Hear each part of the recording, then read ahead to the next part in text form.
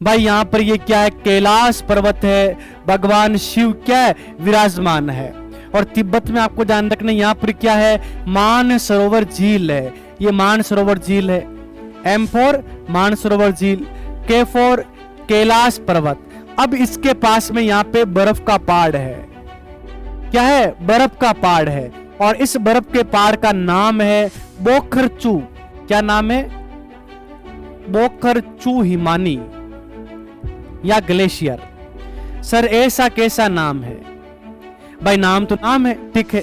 अगर ये यहां पर होता हम क्या रखते हैं, तारागढ़, नागपाड़ी, ठीक है ना, और क्या बोलते हैं, गोगुंदा की पहाड़ियां, ऐसे नाम होते। अब ये कहा तिब्बत में, तो वहां पर नाम क्या, बोखरचू हिमानी, बोखरचू हिमानी। पहला क्वेश्चन, सिंधु नदी का उद्गम कहां से होता है, बोखरचू हिमानी से। किस देश में है, तिब्बत में। किसके पास है, मानसरोवर झील और कैलाश पर्वत के पास।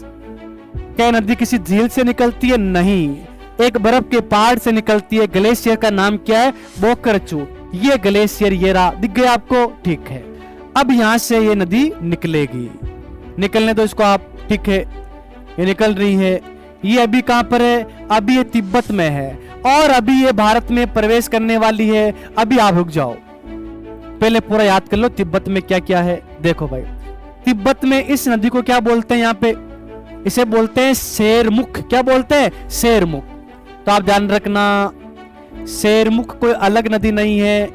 शेरमुख नदी किसे बोलते हैं, सिंधु नदी को। कहां बोलते हैं, तिब्बत में।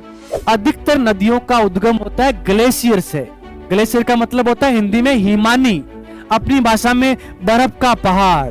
बर्फ का पहाड़ है, वहां से नदी निकलेगी। जैसे गंगा नदी निकलती है ना, गंगा नदी दो शाखाओं में आती है। पहले एक का नाम तो भागीरथी है, एक का नाम है अलकनंदा। भागीरथी निकलती है गोमुख हिमानी से, ग्लेशियर से। अलकनंदा निकलती है सतोपंथ एक ग्लेशियर से। और आपको पता है सिंधु निकलती है बोखरचू, बोखरचू ग्लेशियर से। तो भाई सीधी सी बात है, ये बर्फ के पहाड़ों से नदियां निकलती है। इसका मतलब क्या है, हिमानी से निकलती है। ये यहाँ पे तिब्बत है, या कैलाश पर्वत है, या मानसरोवर झील है। यहाँ से एक नदी निकलती है पास में, बोखरचू हिमानी से। इसका नाम है सिंधु नदी। ये लेह लद्दाख वाला पार्ट है, यहाँ से आएगी। ये गिलगित आ गया है, और ये दुष्ट पाकिस्तान आ गया। ये पाकिस्तान में चल रही है, अभी भी पाकिस्तान में है। फिर ये जाकर के अरब सागर में गिर जाती है। ये कराची के पास में इसका डेल्टा बना हुआ है, ठीक है। अब ये नदी है, भारत के मैप में कहां है, यहां है। देखो आप, ये नदी है, इसका नाम है सिंधु नदी। अब यहां तो पूरा मैं आपको समझा नहीं पाऊंगा, इसीलिए मैं क्या करता हूं, एक डायग्राम बनाता हूं। उस डायग्राम में 3 देश को मैं दर्शाता हूं। फर्स्ट कंट्री ये आ गया तिब्बत, और तिब्बत का मतलब चीन। तिब्बत ने इस पे अधिकार कर रखा है, ये चीन या तिब्बत कह दो यहाँ पे। और ये दो अपना प्यारा सा कौन सा है, भारत, इंडिया। और ये दुष्ट कौन सा है, पाकिस्तान। इस दुष्ट का भी नाम तो लेना पड़ेगा भाई, ठीक, सीधी सी बात है। तो ये 3 देश, और 3 देश में एक नदी है, उसका नाम क्या है, सिंधु नदी है। अब सिंधु नदी पहले पढ़ लेते हैं, तो फिर आपको मजा आ जाएगा।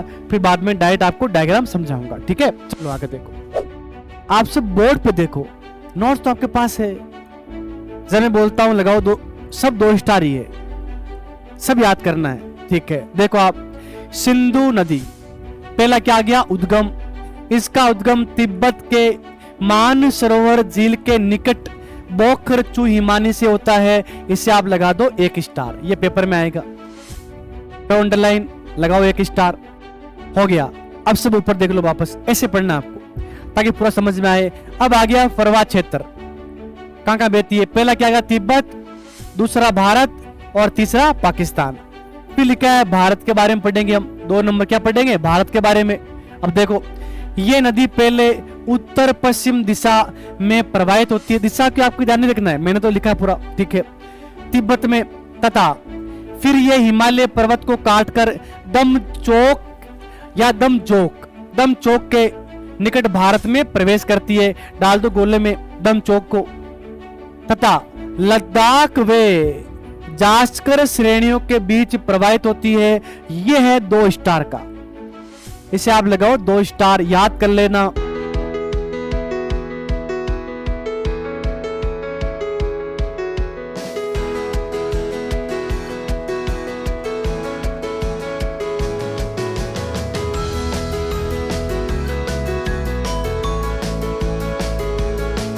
तो मैं आपको बता रहा था ये हिमालय पर्वत है। ये क्या है? हिमालय पर्वत। अब हिमालय पर्वत से निकलने वाली कौन कौन सी नदियां हैं, उनकी विशेषता क्या है? क्या मैं एक डायग्राम बना दूं? ठीक है, तो आप समझ आना अच्छे से। चलिए यहां देखो आप सब भाई, ये देखो यहां पर क्या है, ये है हिमालय पर्वत। ये हिमालय पर्वत है। हिमालय पर्वत की अगर हम देखें ना एवरेज हाइट, यह है 6000 मीटर। 6000 मीटर।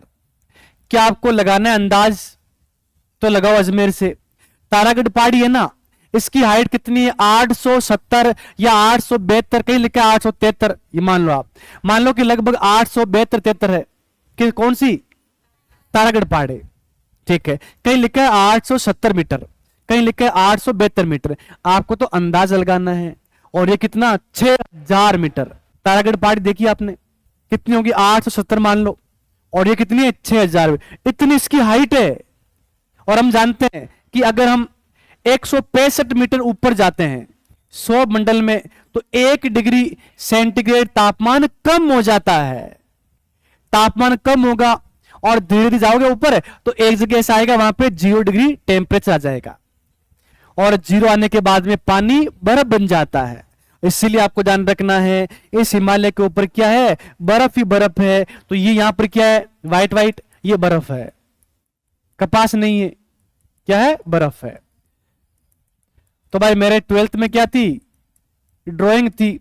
इसीलिए मैं आपको एक ड्राइंग बना के समझा रहा हूं, ताकि ज्योग्राफी में काम में आएगी, सारी बातें आपको समझ में आएगी। चलो आगे देखो आप।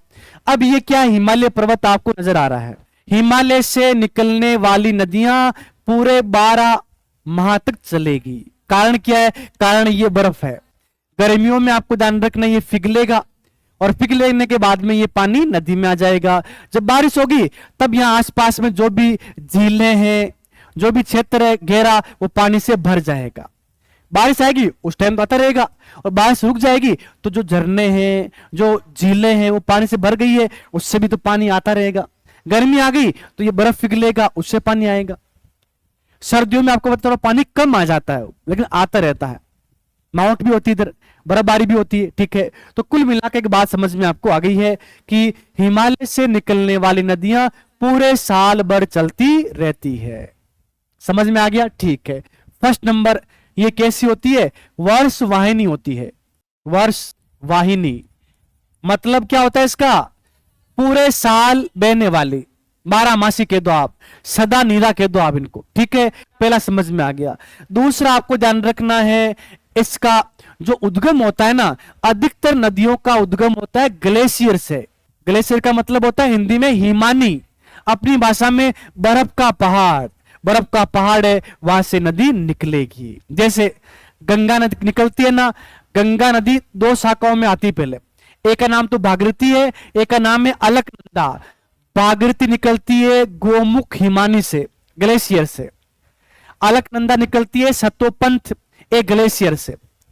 और आपको पता है सिंधु निकलती है बोखरचू ग्लेशियर से। तो वैसे सीधी सी बात है, ये बर्फ के पहाड़ों से नदियां निकलती है। इसका मतलब क्या है? हिमानी से निकलती है। हिमानी का मतलब क्या होता है? ग्लेशियर या बर्फ का पहाड़, वहां से निकलती है। और ये नदियां है ना, ये आपको ध्यान रखना है, ये पूर्ववर्ती नदियां भी है और अनुवर्ती नदियां भी है। सर ये क्या होता है? समझा रहा हूं आपको। पूर्ववर्ती और एक होती है अनुवर्ती। अनुवर्ती देखो भाई, सीधी सी बात है, पहले हिमालय नहीं था। पहले हिमालय नहीं था, इसकी जगह था 33 सागर। क्या था? 33 सागर। देखो 33 सागर था। ये ऊपर तो आपको ध्यान रखना क्या था? लोरेशिया, अंगारा लैंड, और नीचे क्या था? गोंडवाना लैंड, और बीच में था 33 सागर। और यहां से नदियां आती थी, इसमें गाद डालती थी, अवसाद डालती थी, और आपको ध्यान रखने बाद में यहां पर हिमालय का निर्माण हुआ। हिमालय के निर्माण से पहले कोई नदियां थी उसे हम बोलेंगे पूर्ववर्ती नदी, और हिमालय का निर्माण हुआ उसके बाद में कोई नदी बनी उसे हम बोलेंगे अनुवर्ती नदी। सर उदाहरण बताओ आप, तो ठीक है इसके उदाहरण बताओ। तो भाई देखो, अगर आपसे पूछे ना कि हिमालय पर्वत जो आपको अभी दिखाई देता है उससे भी पहले नदी कौन सी थी, सिंधु थी, ब्रह्मपुत्र थी और सतलज थी। तीन नाम बता रहा हूं पूर्ववर्ती नदियों के नाम। सिंधु पहले थी, ब्रह्मपुत्र पहले थी और सतलज पहले थी। अरे भाई जाके देखो, उसने पूरे पहाड़ को काट के रखा है। ये पहले थी। बाद की कौन सी है, अनुवर्ती कौन सी है, गंगा है, यमुना है, गोमती है, जो भी है छोटी मोटी नदियां, ये अनुवर्ती नदियां है। हिमालय के बनने के बाद इसका निर्माण हुआ है। अनुवर्ती समझ में आ गई, जो बाद में, पूर्ववर्ती जो पहले थी, ठीक है। और हिमालय की नदी कैसी है, वर्षवाहिनी है, हिमानी इसका उद्गम स्थान है, यह भी आपको ध्यान रखना है। इतना समझ में आ गया क्या, ठीक है। अब मैं आपको करवाता हूं रीड आउट। मानो यहां से नदी निकलेगी ऐसे, फिर आगे बढ़ेगी। पहले बताया मैंने क्या आएगा, भाबर, बाद में तराई, बाद में खादर, खादर पुराना हो गया तो बांगर, और बाद में डेल्टा, और लास्ट में जाके संगम हो जाएगा किसी महासागर में। तो ऐसे हिमालय की नदियां हैं। चलो एक बार मैं इसे करवाता हूं रीड आउट। इनका स्रोत हिमालय का हिम मतलब बर्फ होता है तथा वर्षा दोनों है। भाई वर्षा होगी तब भी आएगी और बर्फ से भी आएगी। अतः ये नदियां सदा नीरा रहती है, मतलब सदा इसमें पानी रहता है। और नीर का मतलब क्या है, जल, जल का मतलब पानी, पानी मतलब वाटर, ठीक है समझ गया आप। सदा का मतलब क्या होता है, हमेशा, सदा नीरा, या बोल दो वर्षवाहिनी। क्या है, वर्षवाहिनी। आगे देखो, ये नदियां अभी भी युवा अवस्था में है, अभी ये जवान है, अभी बूढ़ी नहीं हुई है। क्या है बताऊंगा मैं आपको। और निरंतर क्या कर रही है, अपर्दन का कार्य में लगी हुई है। ये क्या होता है ये समझ में आपको यहां पर आएगा। देखो आप, देखो भाई प्रायद्वीपीय पठार है ना, इसका निर्माण तो पहले हो गया था। यहां की नदियां तो वृद्धावस्था में है, बूढ़ी हो गई है, अभी अपर्दन नहीं कर पाती है, अब तो आराम से चलती रहती है। लेकिन हिमालय की नदियां आज भी आती है ना, अपने साथ में मिट्टी को काट के लेके आ रही है, मतलब अभी उसमें क्षमता है और हिमालय को काटने की। तो कैसी है ये, युवा अवस्था में, याद कर लेना, हिमालय युवा अवस्था में है और प्रायद्वीपीय पठार की वृद्धावस्था में। वो पुरानी हो गई है, ये अभी नई है, यार ध्यान रख लेना। कैसी है, नई है। नई का मतलब यहां लगाना दिमाग से, मतलब अभी वो अपर्दन कर रही है, मिट्टी को काट के लेके जा रही है, इसलिए कैसी है, नवीन है। ये आप ध्यान रख लेना। अभी भी आपको ध्यान रखना है, यहाँ पे आस के पास की जो मिट्टी है ना उसको बहाकर लेके जाती है। अब देखो आप, हिमालय की नदियों में पूर्ववर्ती, समझ में आ गया ना, हिमालय से पहले और अनुवर्ती दोनों प्रकार की नदियां पाई जाती है। लेकिन आपको ध्यान रख लेना है, प्रायद्वीपीय पठार में ऐसा नहीं है। प्रायद्वीपीय पठार का पहले निर्माण हुआ और बाद में वहां से नदियां निकली है, ठीक है ना, वो हम आगे देख लेंगे। वहां कैसी है, अनुवर्ती है। आगे देखो आप, हिमालय नदियां, हिमालय की लिखो यहां पे, हिमालय की नदियां, गंगा, वो आगे देख लेंगे। सब उदाहरण दे रखा मैंने आगे, ठीक है ना। मैं जो पढ़ाऊंगा आपको ऐसा नहीं मैं छोड़ दूंगा, आगे सारी बातें लिखी हुई है, इसीलिए मैं लिखवा नहीं रहा कि यहां गंगा लिखो, इसीलिए, ठीक है। आगे देखो आप, हिमालयी नदियां बड़े डेल्टाओं का निर्माण करती है, बिल्कुल सही है। बड़े बड़े डेल्टा बनते हैं, जैसे सिंधु का डेल्टा का बना हुआ है अरब सागर में। पाकिस्तान में आप जाओगे ना, कराची एक शहर है, उसके पूर्व में जाके नदी मिलती है अरब सागर में, वहां डेल्टा बना हुआ है, किसका, सिंधु का डेल्टा। और यानी कि पूरे संसार में सबसे बड़ा डेल्टा गंगा और ब्रह्मपुत्र का डेल्टा है, सुंदरवन का डेल्टा। देख लो, इतने बड़े बड़े डेल्टा बनाती नदियां, ठीक है, ये आपको पता होना चाहिए। चलो आगे देखो आप, क्या इतना समझ में आ गया। उदाहरण लिखा, गंगा, ब्रह्मपुत्र का डेल्टा, सिंधु का डेल्टा। अब हम क्या करेंगे, हिमालय की नदियों को पढ़ेंगे। अब पढ़ेंगे हिमालय की कौन कौन सी नदियां हैं, उसको मैं आपको पढ़ाऊंगा। कैसे पढ़ेंगे, तो पहले क्या करेंगे, हिमालय की नदियों को 3 भागों में बांटेंगे। हिमालय की नदियों को 3 भागों में बांटेंगे। बड़े बड़े तंत्र है, वो पहले आपको समझ में आने चाहिए। देखो सबसे आगे, देखो आप सब, हिमालय की नदियों, ये आपको कम दिखाई दे रहा है इसलिए ऊपर ले रहा हूं, यहां पे दिखाई दे रहा है तो आपको, ठीक है। अब देखो आप सब, हिमालय की नदियों को हम 3 भागों में बांटेंगे। कितने भागों में? 3 भागों। पहला सिंधु तंत्र, तो पहले मैं आपको पढ़ाऊंगा सिंधु नदी। अरे अभी अभी आपने देखा होगा भारत पाकिस्तान में घमासान लड़ाई हुई, ठीक है, उसमें आपको बताया सिंधु घाटी समझौता को हमने क्या किया है? निलंबित कर दिया। तो कम से कम ऐसे क्वेश्चन तो पेपर में बनेंगे कि सिंधु नदी का समझौता क्या है, ये पूरा हम समझने वाले हैं। अरे भाई आपको पता होना चाहिए कि सिंधु भी एक नदी है, उसकी सहायक नदियां हैं, वहां पंजाब है, ठीक है ना। तो ये पूरा मैं समझाऊंगा पहले, ठीक है। क्या पढ़ेंगे सबसे पहले? सिंधु नदी तंत्र है, और फिर हम सबको कहां जाना है? गंगा में जाना ही है लास्ट में, तो ठीक है। तो गंगा नदी में आपको पढ़ाऊंगा, गंगा तंत्र पूरा पढ़ाने वाला हूं, ठीक है। और बाद में क्या पढ़ेंगे? बाद में पुत्र नदी, 3 नदियां पढ़ेंगे। 1 मिनट के लिए मैं आपको कुछ दिखाता हूं नोट्स में, आप देखो, देखो आप, ऐसे आपको नोट्स मिलेंगे। यह है सिंधु नदी तंत्र, मैंने कंप्लीट ऐसे बनाया है, ठीक है। कम से कम 5 घंटे लगे पूरे बनाने में, लेकिन आपके लिए मैंने ऐसा बना दिया है। यह सिंधु नदी तंत्र है, ये पूरा समझाऊंगा, पढ़ाऊंगा आप कुछ ऐसे। ये पूरा होने के बाद में फिर लूंगा मैं गंगा नदी तंत्र, ये सब दिखाऊंगा मैं आपको ऐसे। अच्छा इसमें नहीं है, वो आगे पीडीएफ में आ जाएगा, ठीक है ना। ऐसा आगे ऐसा कैसा मैं बना हुआ है, लेकिन वो किसका है? गंगा का है। ये तो ब्रह्मपुत्र का है, और वो किसका है? गंगा का। फिर आगे मिलेगा आपको ब्रह्मपुत्र का। तो ऐसे हम पढ़ेंगे। बताओ हम क्या पढ़ रहे हैं? नहीं नहीं, हम पढ़ रहे हैं भारत का भूगोल। क्या पढ़ रहे हैं? भारत का भूगोल, इंडियन ज्योग्राफी पढ़ रहे हैं। उसमें टॉपिक कौन सा है? भारत की नदियां। क्या पढ़ रहे हैं? भारत की नदियां। भारत की नदियों में क्या पढ़ रहे हैं? हिमालय की नदियां, हिमालय से निकलने वाली नदियां। हिमालय से निकलने वाली नदियां कितने प्रकार की है? 3 प्रकार। 3 प्रकार है इसके, 3 तंत्र है। पहला कौन सा? सिंधु तंत्र, दूसरा गंगा तंत्र, तीसरा ब्रह्मपुत्र तंत्र। पहले क्या पढ़ेंगे? सिंधु नदी तंत्र। इसका मतलब आप यहीं पर हो, आपको नींद नहीं आ रही है।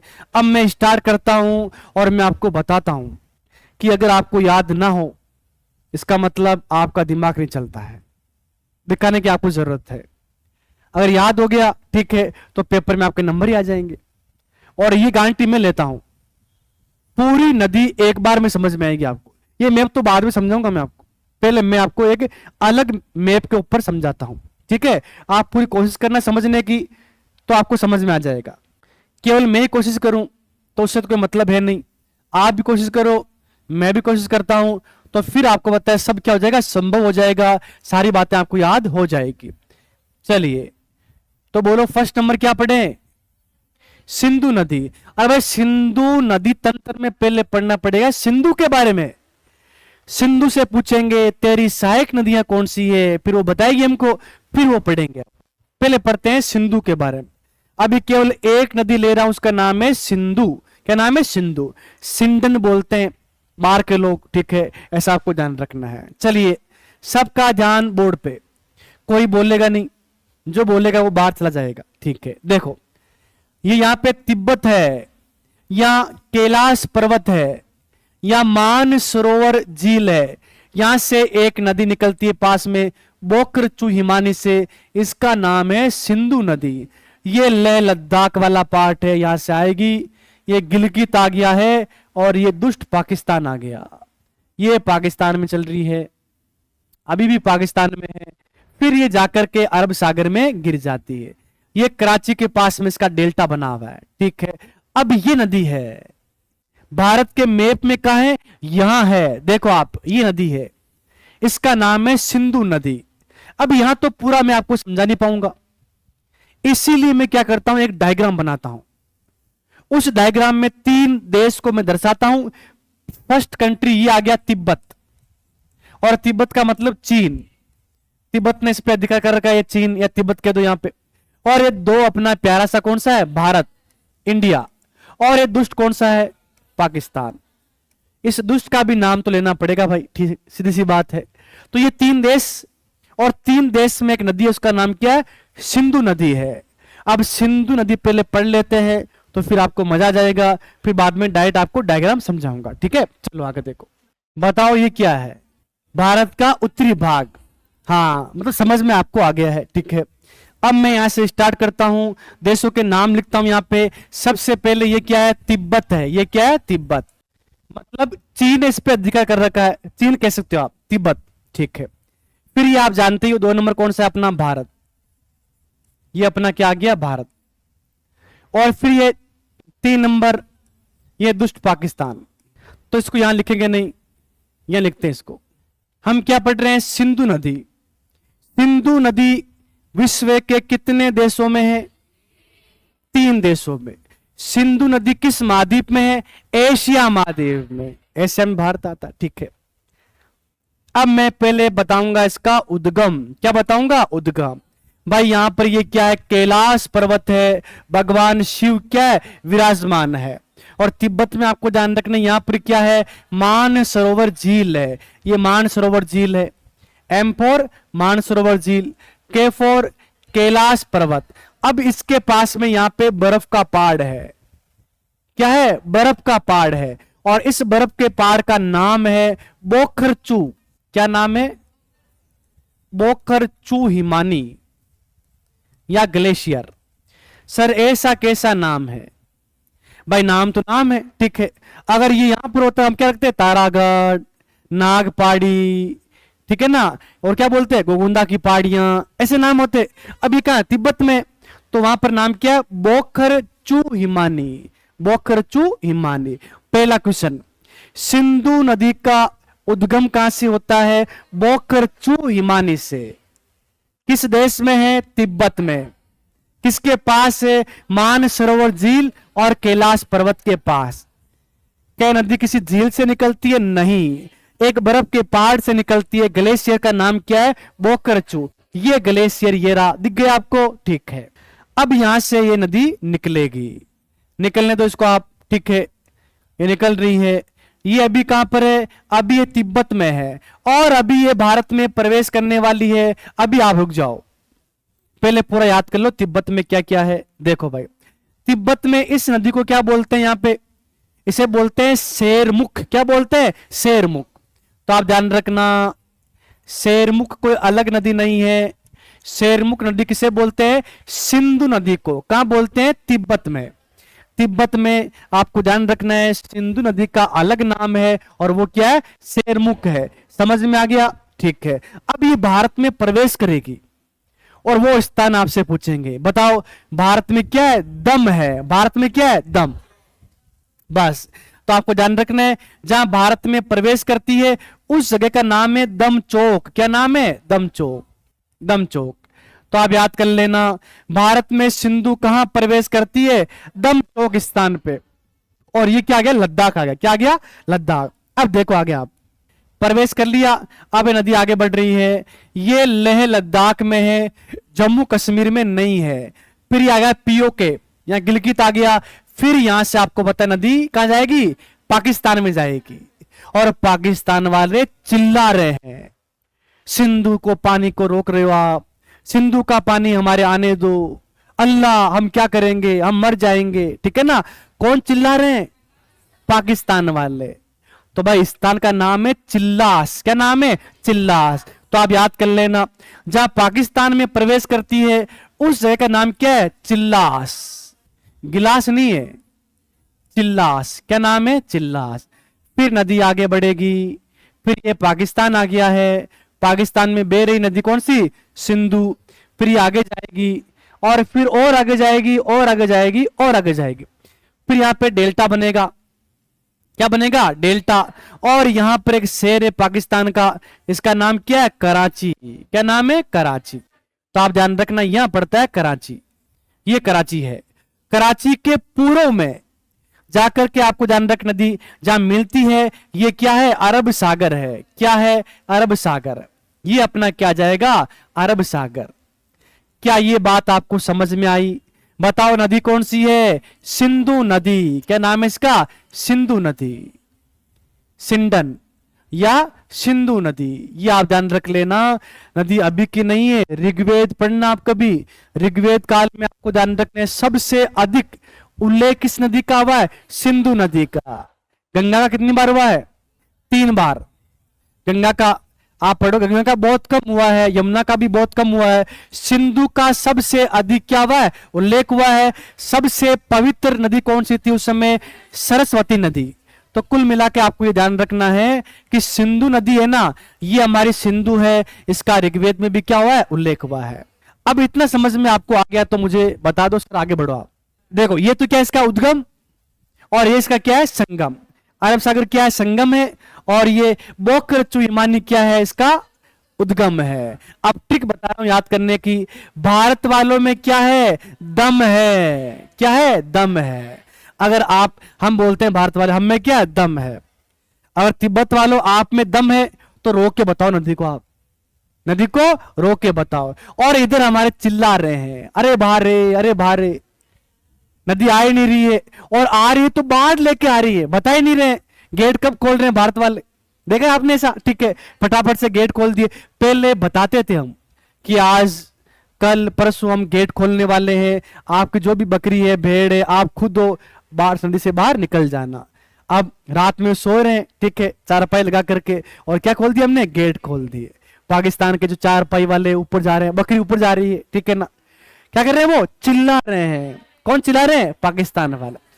चिल्लास स्थान पे आपको ध्यान रखना है, पाकिस्तान में प्रवेश करती है, भारत में एकदम चौक यहाँ पे प्रवेश करती है। समझ में आ गया, ठीक है। अब ध्यान रखना, अरब सागर में जाने वाली सबसे लंबी नदी, सबसे बड़ी नदी कौन सी है, सिंधु है। अब इसकी लंबाई की बात होगी, सिंधु की लंबाई की बात होगी। आप थोड़ा अंदाज बताओ कितने किलोमीटर है, 500, 1000, 1100, 1200, 2880 किलोमीटर, 2880 किलोमीटर।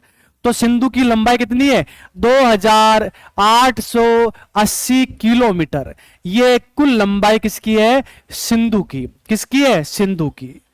सिंधु इतनी लंबी नदी है, ये पेपर में आएगा, ऑथेंटिक आंकड़ा बता रहा हूं आपको, याद कर लेना। कितनी है, 2880, 2880, 2880। कैसे भी याद करो, याद आपको करना है। लेकिन भारत में इसकी लंबाई यहां से लेकर के यहां तक कितनी है, तो आपको बताना है, एक एक एक, और फिर क्या आएगा, 4, 1 2 3 4। ऐसा नहीं है, यहां पर 1 1 1 4, ये भारत में इसकी क्या है, लंबाई है। तो समझ में आ गया, इसमें से भारत में कितनी है, 1114 किलोमीटर, 1114 किलोमीटर। याद करने का तरीका बता दिया, 1 1 1 4, ठीक है, ऐसा आप याद कर लेना। क्या इतना समझ में आ गया? सर आपने ये तो बताया नहीं कि भारत में कहां बहती है, भारत में केवल लद्दाख में बहती है, और पहले नाम था जम्मू कश्मीर, जम्मू कश्मीर का लेह जिला। अब तो जम्मू कश्मीर टूट गया है, लद्दाख और जम्मू कश्मीर में। याद कर लेना, अभी कहां पर है ये, लद्दाख में है। कहां पर है, लद्दाख। और लद्दाख एक है केंद्र शासित प्रदेश। समझ में आ गया आपको, ठीक है, तो समझ में आ जाना चाहिए आपको। और नदी कैसी है, अनुवर्ती है कि पूर्ववर्ती है, पूर्ववर्ती है, हिमालय से पहले थी। अगर आपकी नौकरी लग जाए तो आप जरूर जाना देखने के लिए, यहां पर एक महाखंड बना हुआ है, मतलब भयंकर गड्ढा बना हुआ है, एक घास बना हुआ है, मतलब कुछ भी नहीं है। आप जाओगे, इधर पहाड़ी, और एक भयंकर गड्ढा बना हुआ है। अरे भाई नदी है ना, ये आपको पता है पहाड़ी को काट रही है, उसे हम बोलते हैं ना घास कहते हैं, महाखंड कहते हैं। तो आप ध्यान रख लेना, सिंधु नदी है, यहां पर जाती है ना, तो यहां पर गहरा इसने खड्डा कर रखा है, हिमालय को काट रखा है, और पूरा काटा हुआ ही तो है। यहां पर क्या, पूरा हिमालय को काट कर आ रही है। अब आ गया है 10,000 रुपया क्वेश्चन। कितने हजार का, 10,000 का। भाई भारी क्वेश्चन है भाई, मैंने आपको पढ़ा दिया। एक यहां पर पर्वत श्रृंखला है, और इधर भी एक पर्वत श्रृंखला है, इन दोनों श्रेणियों के बीच में बहती है। ये पेपर में क्वेश्चन छपने वाला है। बताओ, सिंधु नदी है, 2 श्रेणियों के बीच में बहती है, उत्तर में कौन सी है? अरे दमचौक तो स्थान है, काराकोरम। वाह, कितना अच्छा याद किया है, हे भगवान, क्या होगा आपका? हाँ, लद्दाख और जास्कर, इस श्रेणी का नाम तो क्या है, लद्दाख। अरे भाई ये लद्दाख श्रेणी है, लद्दाख की पहाड़ी है, और ये कौन सी है, जास्कर, ये जास्कर पहाड़ी है। ये जास्कर पहाड़ी। इतना याद हो गया क्या? ये मेन क्वेश्चन है, वापस बता रहा हूं। सिंधु नदी बहती है ना, ये बह रही है, ऊपर एक पहाड़ी है, इस पहाड़ी का नाम है लद्दाख श्रेणी। उसके नीचे एक और पहाड़ी है, उसका नाम है जास्कर श्रेणी। पेपर में पूछा गया कि सिंधु नदी किन श्रेणियों के बीच में बहती है, तो आपको बताना है यहां कौन सी जास्कर और यहां पर कौन सी है लद्दाख। ये समझ में आ गया आपको? बस ऐसा कैसा मैप में दे रखा है, एक बार मैप को देखते हैं हम, ठीक है ना। मैप को देखते हैं, तो मैप को देखते हैं। मैप तो यहां पर है ही नहीं। देखो आप इस मैप को देखो आप, ये मैंने आपके नोट्स में दे रखा है, तो भाई नोट्स में देख लेना आप। अभी क्या करोगे, अभी आप बोर्ड पे देखोगे, जो पढ़ाया उसमें मैप पे समझा रहा हूं। देखो आप यहां पे नदी आ रही है ना, देखो आप ये सिंधु नदी है, सिंधु जा रही है। कुछ बातें और भी इसमें याद कर लेंगे हम। ये सिंधु जा रही है, ये जाने दो इसको, और ये अरब सागर आ गया, हो गया ना। पहले से क्या है, संगम है, संगम देखते हैं। क्या लिखा हुआ है, बोखर चू हिमानी या ग्लेशियर। ये कहां पर है, तो कैलाश पर्वत तिब्बत में, ठीक है। पास में क्या है, कैलाश पर्वत, ये रहा कैलाश पर्वत। पास में क्या है, मानसरोवर झील है, ये रही मानसरोवर झील, ठीक है। अब देखो आप आगे इसे क्या बोलते हैं, शेरमुख नदी।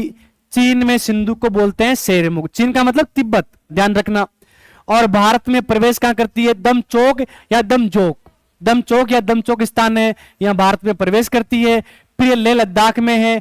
फिर यहां पर इस पे एक बांध बनाया गया, इसका नाम है मैत्री बांध, याद कर लेना। इसमें गिलगित आके मिल जाती है, पाकिस्तान आ गया। यहां पे क्या, चिल्लास, चिल्लास में ये जाके मिल जाती है, काम सॉरी पाकिस्तान में चली जाती है। फिर आगे आएगी, और क्या आ गया, अरब सागर। यही तो मैंने पढ़ाया है।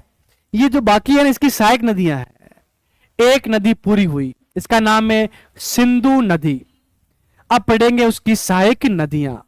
इस तरह से मैं आपको इंडियन ज्योग्राफी में सारी नदियां पढ़ाने वाला हूं।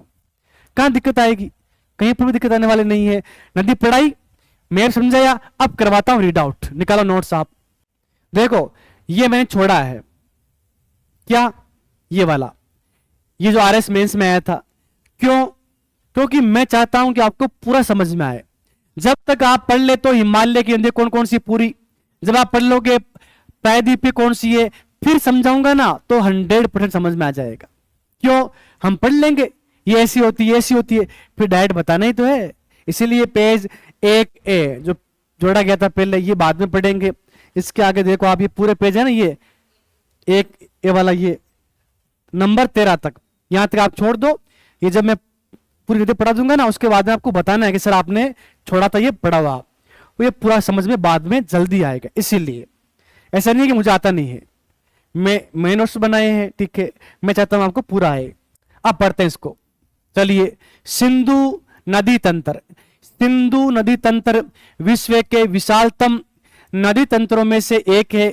इसके अंतर्गत सिंधु तथा उसकी सहायक नदियां आती है। अभी याद करो कौन कौन सी सहायक नदियां हैं, वैसे मैं क्रम से याद करवा दूंगा आपको सारी। ऐसे फिर भी एक बार बोल दो, ऐसे ही बोलो। पहले कौन सी है, झेलम, चिनाब, रावी, सतलज, जास्कर, गोमल, द्रास, श्योक, सिगार, कुर्रम, काबुल, किलकित आदि। आदि कोई नहीं, ठीक है। मतलब ये नदियां दे रखी है, आगे और पढ़ेंगे हम इनको। चलो भाई अब स्टार्ट कर देते हैं। कोई भी बात नहीं करेगा, आप सब बोर्ड पे देखो, नोट्स तो आपके पास है। जब मैं बोलता हूं लगाओ दो, सब 2 स्टार ही है, सब याद करना है, ठीक है। देखो आप, सिंधु नदी, पहला क्या आ गया, उद्गम। इसका उद्गम तिब्बत के मानसरोवर झील के निकट बोखर चू हिमानी से होता है। इसे आप लगा दो 1 स्टार, ये पेपर में आएगा, तो अंडरलाइन लगाओ 1 स्टार, हो गया। अब सब ऊपर देख लो वापस, ऐसे पढ़ना आपको ताकि पूरा समझ में आए। अब आ गया फरवा क्षेत्र, कहां कहां बहती है। पहला क्या आ गया, तिब्बत, दूसरा भारत, और तीसरा पाकिस्तान।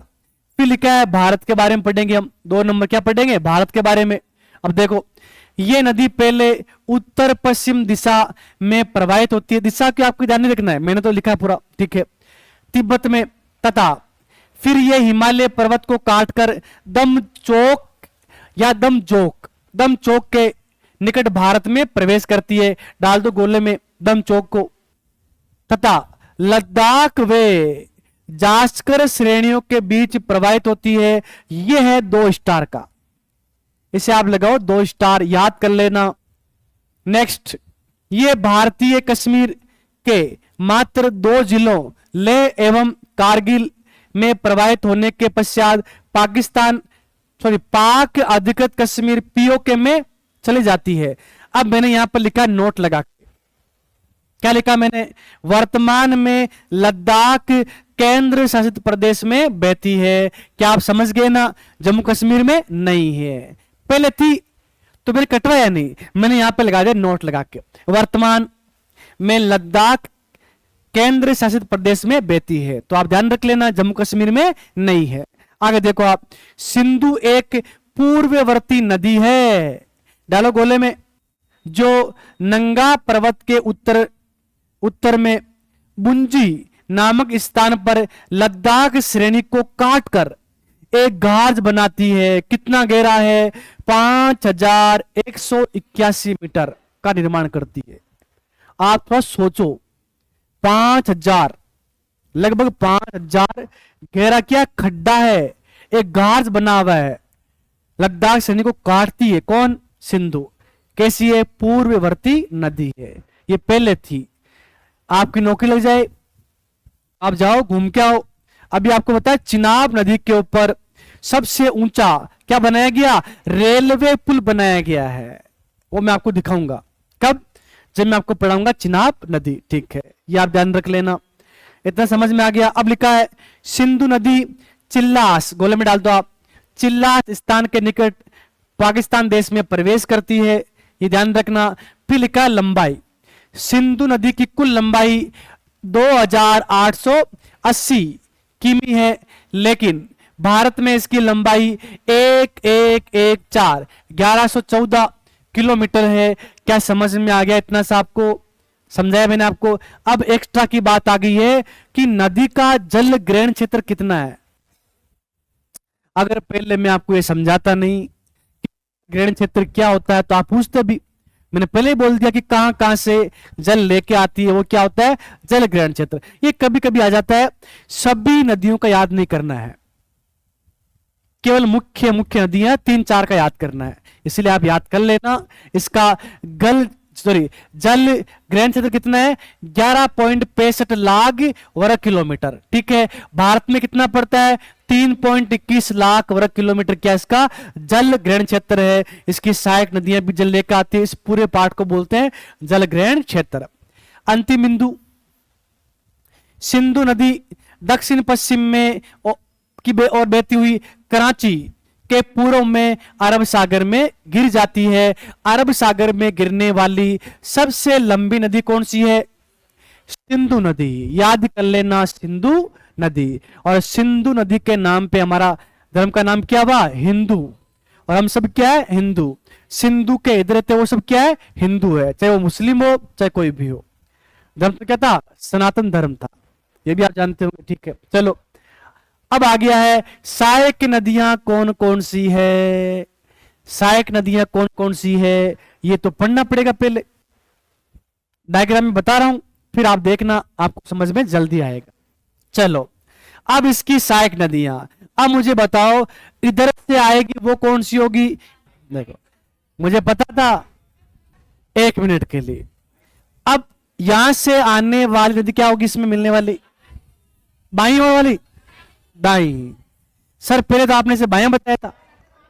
अरे भाई वो नदी इधर जा रही थी और ये इधर जा रही है, तो मैं बैठता हूं यहां पे आके किस पे, नाव में। अब मैं आपको बताया मेरा मुंह इधर है, इधर जा रही है ना, ठीक है। तो ये क्या हो गया, दाया, ये क्या हो गया, बाया। समझ में आ रहा है आपको, ये बाया होता है, ये दाया होता है, तो इधर आएगी वो क्या होगी, दाई, इधर वाली बाएं, ठीक है। चलो अच्छी बात है। अब यहां पे अलग कलर लेता हूं मैं, व्हाइट कलर या ब्लैक कलर, चलेगा नहीं ब्लैक, इसमें जो आप बोलोगे वो लूंगा नहीं मैं, ठीक है। मैं लूंगा यहाँ पे ग्रीन कलर, ठीक है। अब देखो यहां से एक नदी आती है, इसका नाम है झेलम, इसका नाम है चिनाब, इसका नाम है रावी, इसका नाम है व्यास, इसका नाम है सतलज, और ये आके ऐसे सारी मिल जाती है और फिर आके मिलती किसमें, सिंधु में। ये सारी क्या होगी, बाईं ओर से मिलने वाले। समझ में आया, ठीक है। यहां आती है, इसका नाम है जास्कर श्रेणी से निकलती है तो जास्कर नदी, क्या नाम है, जास्कर नदी। इधर से आती है, इसका नाम है शोक, क्या नाम है, शोक नदी। इधर से आती है, इसका नाम है गिलगित, इसका नाम है कुर्रम, इसका नाम है काबुल, ऐसे नदी आती है। इधर से आती है सोहन, कौन सी आती है, सोहन नदी। क्या आपने हिस्ट्री में पढ़ी है सोहन घाटी, नो पढ़ी। और आपने पढ़ी है सिंधु घाटी परियोजना, सिंधु घाटी परियोजना। अरे आपको पता होना चाहिए, जैसे हड़प्पा, मोहनजोदाड़ो, ठीक है ना, सिंधु की सहायक नदियों के पास में, रावी नदी के पास में क्या है, लाहौर। लाहौर जानते हो, पंजाब की राजधानी, रावी नदी के पास में। ऐसे हम पढ़ेंगे आगे, ठीक है।